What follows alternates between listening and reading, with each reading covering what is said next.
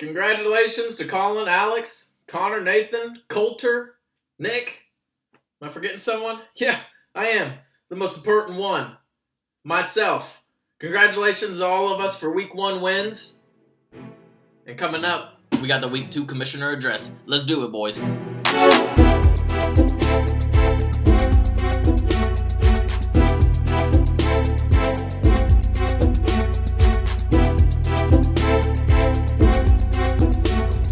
Okay, pardon if it's if I cough or anything during this. I feel bad, but I got me some steak and shake to help me feel better. I couldn't even finish the sandwich, boys. I mean, I got home because Wednesdays are my early days and I just passed out. So I'm sorry, late upload this week, but I can't be missing videos week 2. God. I love this league. Okay, look, before we get into the Week 1 matchups or the Week 2 previews or anything like that, we have some paperwork to go over, I guess, for lack of a better term. Let's go over some things. Week 1, Alex led in points, scored 174.8. That's a lot. The person with the least amount of points scored was Brad, 78.9, and it wouldn't look as bad if someone else was, close to him, but he was the only person in the league not to break 100. Brad, that's not because of your team. It's Week 1. We don't know what's going to happen. I mean, you got unlucky, though. I'll tell you that much. And if I were you, I'd be starting to trade them Bills players, or just pick up Josh Allen. I mean, he's going to be throwing 70-yard bombs in the air. Okay, so we got the points. Nobody gets $5 or anything for that. You just kind of get some praise and then you get shamed. So congratulations to you two. The category winner, it was bench warmer. Coach Partney's team won that. Coulter was kind of fighting. But didn't realize that, Partney had Jordy Nelson still going. So whatever. Coach Partney won it with 74.8 bench points. Next week, if we're looking forward, I'm not going to make a prediction on this. This is ridiculous. We have the MVP. So it will be the one player that you start, not that's on your team, but that you start, that has the most total points. So for this last week, I believe it would have been, Kamara. So again, you have to play him, most total points, MVP next week. Alright. Let's do it. Let's go over Week 1 matchups and kind of see how that played out, and then we'll go into Week 2, and I have one other thing to go over. We had possibly up to 3 sideshows for this for this Week 2 address. They all fell through, and of course, my ass fell asleep for 3 hours when I got home. So we're not doing any of that, but I'm going to try to keep it, entertaining. I'm going to roast you guys. I'll give you praise when it's needed, but mostly I'm just going to make fun of you guys. Okay, let's do it. Let's go over Week 1 and see how that played out. All right, boys, we're going to roll through the Week 1 matchups because we already watched them and it's already over. But Week 1 is interesting to look at the stats and see if there were any mistakes made by owners. Gosh, pardon me. So the first game I'll go over is Hunter and Colin. Of course, Colin came up with the win. They played the right people. Colin, looking back at it, should have played Chris Thompson, but Jamal Williams, he's the starter. So, can't be mad about that. Hunter's D got -9, so that's like a 20-point swing right there if they would have just kept their 10. But yeah, I mean, they all pretty much played who they had to play, and Colin's team just came out on top, so. The next matchup is Coulter versus Blaine, the Battle of the Brothers. I picked Colin to win that Week 1 matchup, so 1 for 1 so far on the commissioner picks. And then we got Blaine versus Coulter, Battle of the Brothers, part 1 of, 6 or 7. We got a couple brothers in here. I picked Blaine to win this one. And Coulter's ass came out with the win with the big Saquon TD run and the Emmanuel Sanders taking over Demaryius Thomas's number 1 spot in Denver. Like, I can't. Oh my God, I can't. That done piss me off all year if you be doing that. But Fournette got hurt, and Baldwin got hurt because Blaine used the Egelmeyer curse week 1. He did not waste any time using that damn Egelmeyer curse. I'll tell you what, boys. I mean, he just took out his damn near second pick, basically first rounder, and he was like, you know what? I'm going to take out your wide receiver 1, too, just for the hell of it. And he still lost. Now, I get that you lost Le'Veon, and that stinks, but you picked up James Conner. Congrats on that. Like, you deserve props for being able to pick him up, because no one drafted him. And he was the number 2 running back. He got 34 points. So that wasn't necessarily the problem.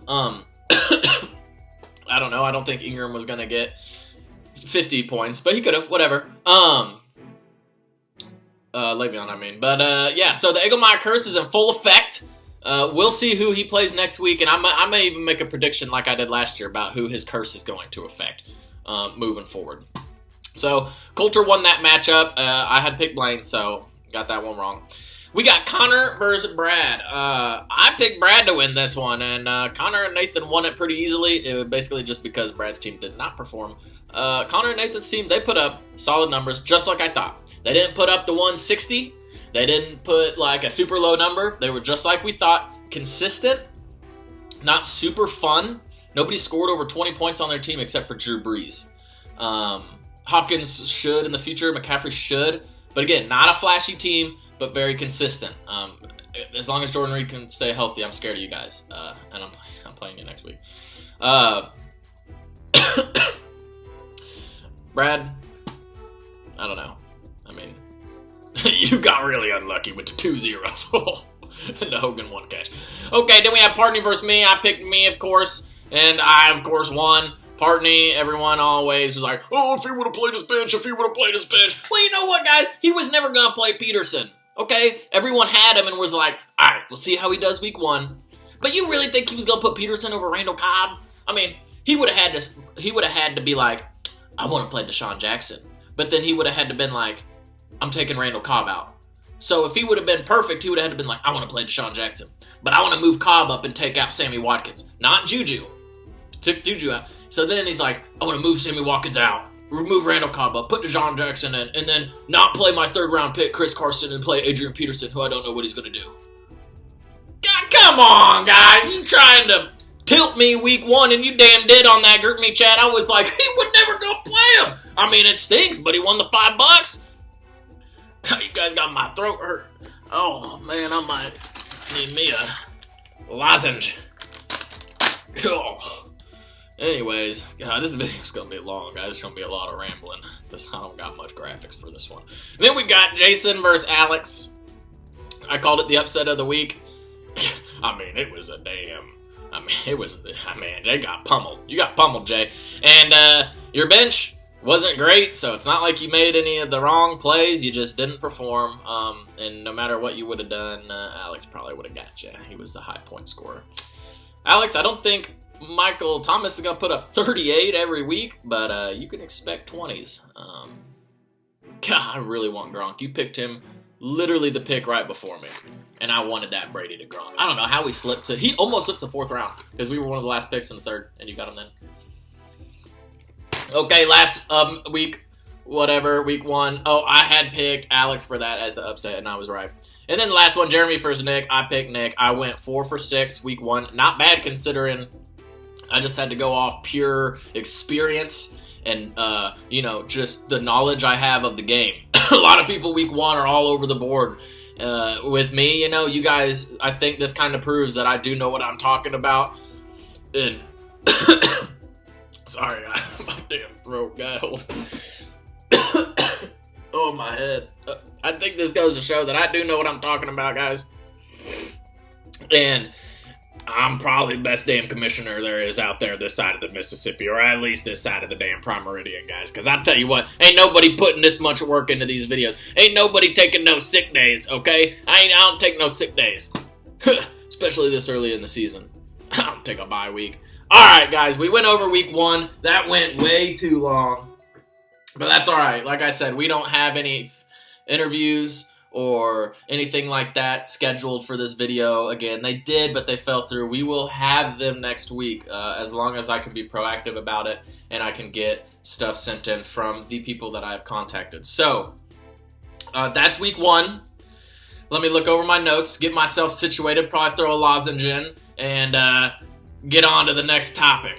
Cool. Alright, I decided not to go with the lozenge because I didn't want to make noise while I'm on camera. But look, guys. Week 2, let's hurry this up. That last clip was 8 minutes long, so we're going to try. I'm just going to go through the matchups, make my picks. I'm not going to make any predictions on what happens in week 2. We're just going to go over them. So we have Coulter versus Colin. I'm picking Colin. We have Coach Partney versus Blaine. I'm going Blaine. Actually, I will make a prediction on this one. We're going to go with... not only did the Eggemeyer curse going to hit Coach Partney, but he's already got Rodgers like on the fence. Like, he's going to play, but he could go out for sure now that he's playing. I didn't realize he was playing you, Coach. I'm so sorry. So you definitely going to lose Rodgers. You already lost Greg Olsen last week. I'm going to go with... you going to lose... You gonna lose. Yeah, you gonna lose, right? You definitely losing Rodgers. I know that much. That's basically your whole team. So you gonna lose him. We going with Blaine on that one, boys. Brad versus Nick. Who'd I pick here? Look at my notes here. I got Nick for obvious reasons. God, if Deshaun Watson could get going, he's got kind of a little bit of scariness on that roster. And then, oh, let me skip this one. I'm looking at the marquee matchup. We have Con Nate versus me.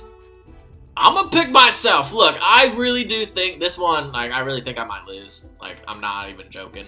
But if you don't have confidence in your team, they're not going to play for you, boys. I mean, I got to get my team to run through a brick wall for me. Any of your team players run through brick walls? I don't think so. Cool. The Kangaroo Jacks will do whatever I say. So I'm going to pick me. I'm going to pick me. And then we got Hunter and Jason. I picked Hunter. Again, for obvious reasons. I think the lack of coaching and leadership in that damn Team Walker locker room. Oh, it ain't good. And then we got the marquee matchup. Marquee matchup of week 2. We got Jeremy versus Alex.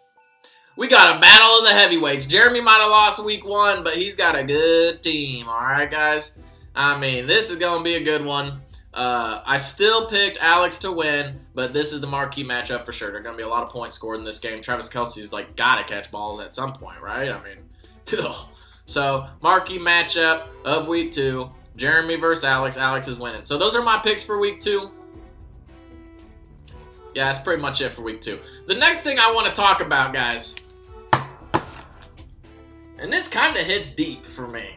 I know it might not mean a lot to you guys, but every single time I'm going through teams and I'm looking at your guys' rosters and scores, because I got to do, you know, all kinds of notes and scripts, and I got to look at your team names.